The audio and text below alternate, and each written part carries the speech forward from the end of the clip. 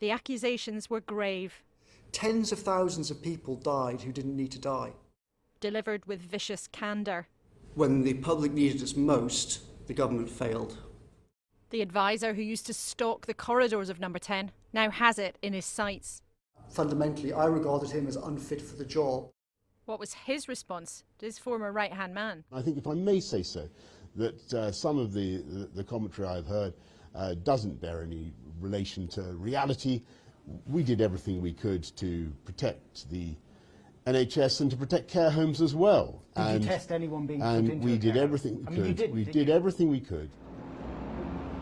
But Mr Cummings' claims have made him a temporary political friend of the Labour leader. We know that we've got one of the highest death tolls in Europe, and the families who've lost someone are entitled to answers in relation to this, because bad decisions have consequences, and in this case the consequence, I'm afraid, are unnecessary deaths. Hello there. But the minister who stepped into the most trouble is the Health Secretary. And then I'll be going to the House of Commons and I'll answer questions there. Thanks very much. Barbs at Matt Hancock came again and again.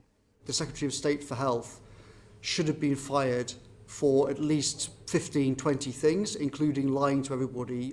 Or specifically on what happened in care homes where thousands died.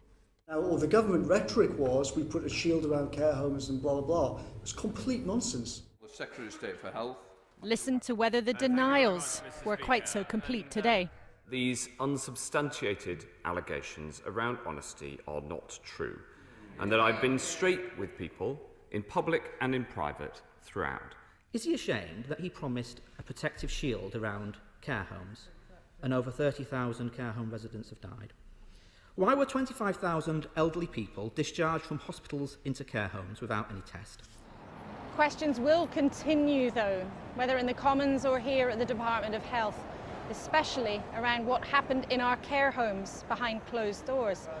Because from early on, there were public calls from care home managers and MPs for a harder look at what was going wrong or to get more tests to them. And at the beginning of May, there was acute concern expressed in Number 10, an urgent meeting brought together to get to the bottom of what was going on. It was common knowledge last year that there were terrible problems in care homes. Can you still stand there today and say it's true that you protected care homes from the start? We worked as hard as we could to protect people who live in care homes. We committed to building the testing capacity to allow that to happen. Of course, it then takes time to build testing capacity. Perhaps then that's the end of one government claim. But it won't be the last you'll hear of Dominic Cummings' allegations. He may be gone, but his shadow and the events of the last year still stalk Number 10.